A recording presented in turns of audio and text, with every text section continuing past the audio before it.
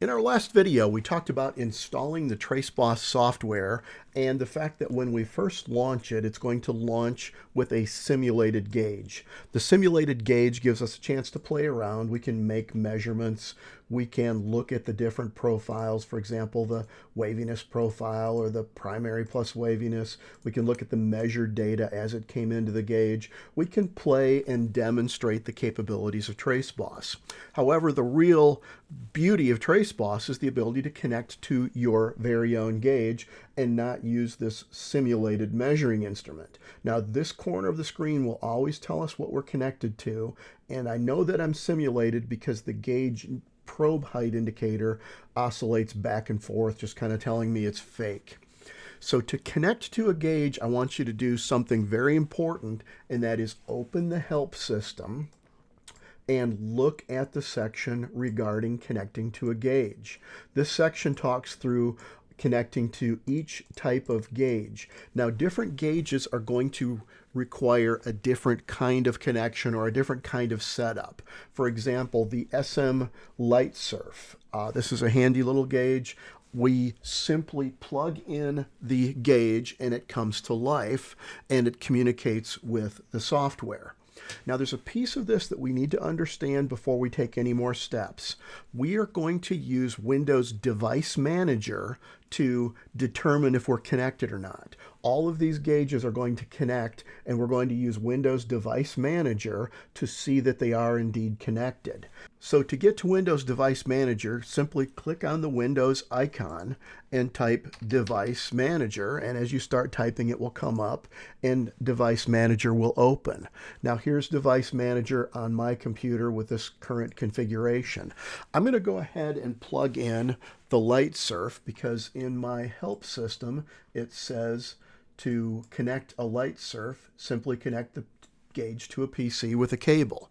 When I do so, my gauge will come to life because it's currently powered down. I get the Windows USB sound, and the help system tells me that I should now see a new USB serial device. If I look in my ports, I have a new USB serial device, and the Light Surf is connected from Windows perspective. But now in TraceBoss, I'll go to my settings, I'll choose the Light Surf, and let's click the test button, and it attempts to make a connection, and it says the gauge is connected. So when I OK out now, it reconnects from the settings into the real world, and I have a live probe reading as I move the gauge up and down, and I can make a measurement with that particular gauge. Now that's for the Light Surf. For different gauges, we are going to have to go through a different procedure. Let's go back to settings and switch to a simulated gauge for now. So we're back at the beginning. The software is launched, or maybe I'm just showing a friend how it works, and I'm going to use my simulated gauge. For this next example, let's connect to a Mitutoyo SJ210. The Mitutoyo SJ210 is unique in that we need some software from Mitutoyo to let your Windows computer talk to it. So the help system, again, in the connecting to a gauge section, is going to tell us everything we need to know. There's a download we need to make, and there's the download page, and within the download page, we're going to look for the USB communication tool. So the USB communication tool for the SJ series, right here, USB communication tool for surf test SJ210, 310, 410, just like the help system says. I'll click on that and download this package. Now this particular package is kind of big. It's going to take a little bit to get it downloaded, but it's going to have two installer methods. There's going to be option number one where we use the built-in program from Mitutoyo to install a device driver. A device driver connects a hardware device to your computer. Now that's easy if we have Windows 10, but it may not work on Windows 11. So I'm going to show you both methods. One is we're going to use the Mitutoyo installer, and number two, we're going to manually install a driver to actually do it by hand and skip out on the Mitutoyo programs. So to use the Mitutoyo installer, we've downloaded from Mitutoyo this particular tool. It's right here on my computer. I'm going to drag it out of here onto my desktop. And here it is. Let's unzip this into a folder. So I'm working on two screens here. Be patient with me as I drag things back and forth. Inside this zip file, we're going to see a structure. There's a main folder, which has a DLL folder with some things inside it, and then there are a couple of other folders. I want to grab the topmost folder, the SJ210, 310, 410 folder, and pull that out to my desktop.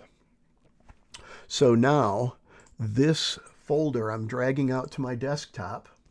It's actually appearing on my other window. Stay with me for a second here while we unzip. And this set of files, which appeared over here, is right here. So those files that came out of this download, we unzipped it into a folder here, are going to be important. In this folder, we'll see in the instructions that we can run the surftest SJ communication tool. So I'm going to open up the folder, and inside the folder is a surftest SJ communication tool. I'm going to go ahead and run this program. And when I run this program, I've already installed it once, but you'll have the typical Windows installer. I'll tell it to do a repair, and it asks me, are you sure? I say, yes, I'm sure, and it installs that particular program to communicate with the Mitutoyo SJ. Now, I don't have the SJ plugged in yet. I haven't connected it to my computer. So I'm going to go ahead and have Windows Device Manager open right now, and let's plug in the Mitutoyo SJ, and we'll hear the USB sound perhaps. And when I plug the Mitutoyo SJ in, I have a Mitutoyo surftest contracer type in my hardware list, and there's an SJ210 connected.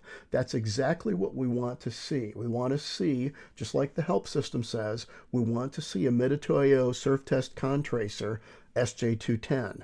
We do not want this to show up as other devices. If it shows up as other devices like this, we're going to need to manually install a device driver. Now I'm going to go ahead and get unhooked here and put my computer in that mode and be back with you in just a second. If the Windows device driver installer from Mitutoyo doesn't work, or if you're perhaps on a Windows 11 computer, when you connect the SJ210, it's going to show up as a device that's kind of unknown. It's an other device, not a Mitutoyo device. Now the help system tells us it needs to show up as a Mitutoyo device. It cannot be listed as other. So what we're going to do is follow the instructions here, and we're going to tell it to update the driver, and we're going to get it from our computer. Now remember, we downloaded a zip file from Mitutoyo, and inside that zip file were some folders.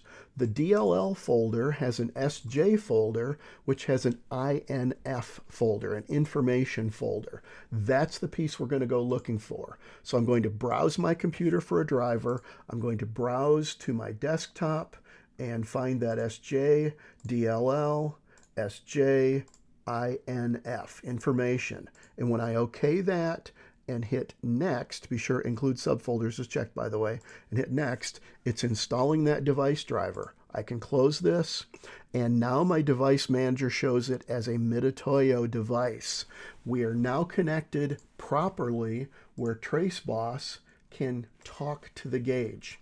So if I go to settings, choose Mitutoyo SJ210, I can test that, and immediately we show connected, and life is very, very good. The probe height indicator is live if I tilt the Gage and bring it back, and things are happening the way we would expect. So that's how we would handle a couple of different gauges. Now you may have a different gauge, and in any case, go to the help system, go to connecting to a gauge, and choose your particular gauge. For example, the Zeiss HandySurf Plus. There are instructions for every type of gauge that we can communicate with, and this is your first step. Now, this is something you're only going to have to do once. Once you've installed a device driver or once you've connected with a Gage, the next time around is simply a matter of plugging it in. But I would encourage you to always go back to the help system if you're having a problem with TraceBoss. Beyond that, you can reach out to us at digitalmetrology.com, and we'll be happy to help also.